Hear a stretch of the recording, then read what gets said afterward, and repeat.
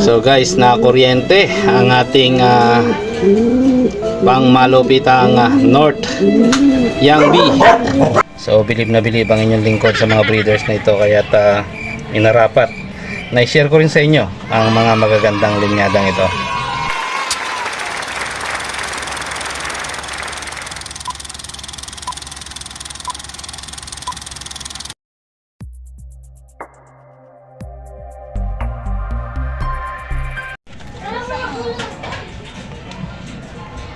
So yan guys, dumalaw tayo sa isang pangmalupitang mga entrada ng mga breeder guys. So bilib na bilib ang inyong lingkod sa mga breeders na ito, kaya't inarapat na i-share ko rin sa inyo ang mga magagandang linyadang ito.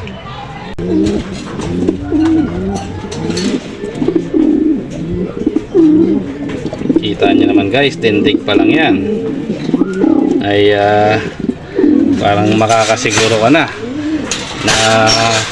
pangwalayuan talaga sila. Ayan.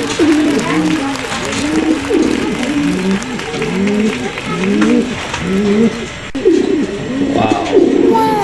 So guys, inaabangan ng inyong lingkod ang mga linyadang ito sa kanilang mga ilalabas na mga inakay.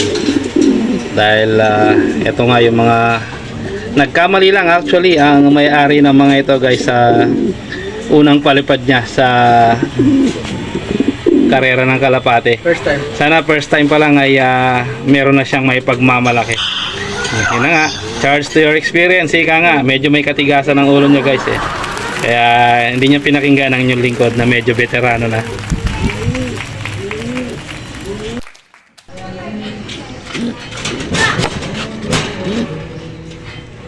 Ayan guys, ang mga breeder na imported lines. Alam ko na kung kanino nagmana yung mga nakikita ko kaninang mga itsura.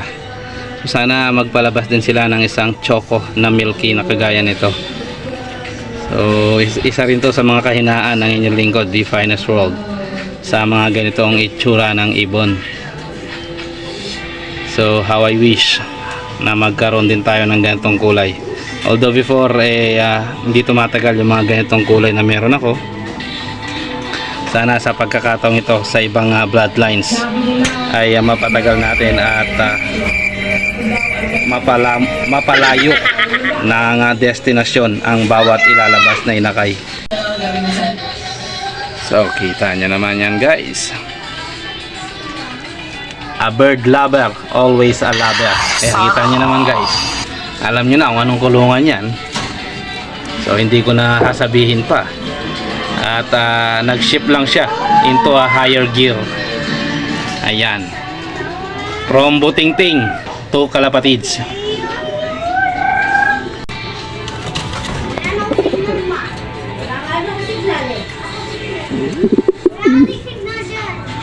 Kita nyo naman yan guys. So saan ka pa? Let's wait and see kung ano ang ipe-perform ng mga ibon na ito at ng mga inakay na ito guys.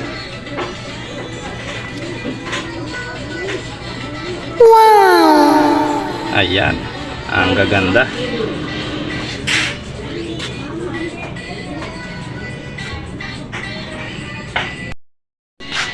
So ito nga ang mga produce ng mga breeder na yon na guys na ating pinakita. At meron pang mga kasabayan pa yan guys. Kung inyong natatandaan, ang lock na ito guys ay ang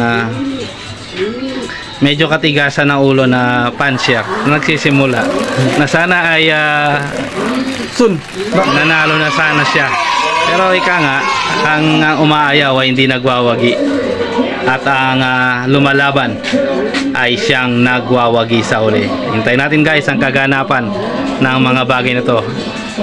Na-excite na nga ang inyong lingkod, The Finest World, sa mga ililipad na ibon ni Father and Son, J&H Father and Son lock. So ayan na ang kanyang lock ngayon guys. Pero ano lang to guys, for temporary kuno, pang samantagal. Yan, yung pagkakagawa ng lock niya ay pang samantagal muna. So let's wait and see. At nang makita natin ang mga ililipad ng kanyang mga ibon sa South at North Derby Race.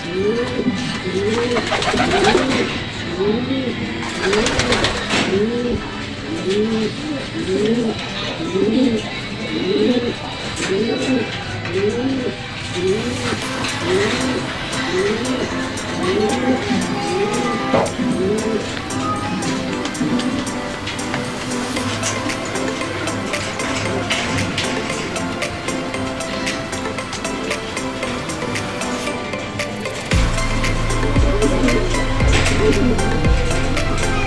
inches later. So guys, na kuryente ang ating pangmalupitang North Young Bee. So ang ating young bird na North ay nakuryente, sumalpok sa kuryente. Ayan ang kanyang naging itsura, isang napakagandang kalapate, biglang natuyo ng makuryente. So guys, comment kayo sa ibaba at nang malaman natin ang mga side effect na pwedeng makuha ng ating ibon kapag ito ay nagkaroon ng electric shock sa katawan. So guys, dumating ito guys na may tama sa dibdib at dumudugo ang ilong. So sign na nga na nakuryente ang ibon. So sinabi ko nga, naikip muna siya, palakasin at obserbahan within a couple of days at nang malaman din natin kung magiging okay pa ba. So abangan natin guys ang kanyang recovery. Yes, yun lamang po ngayon guys ang ating content at update lamang po ito sa ating mga pangmalupitang warriors. Shoutout nga po pala sa lahat ng ating mga kalapatids na walang sawang nanonood sa ating mga pang-araw-araw na content. So always choose to be happy and be courteous to others, and let the Lord God Almighty be the center of our lives. Bye for now and God bless.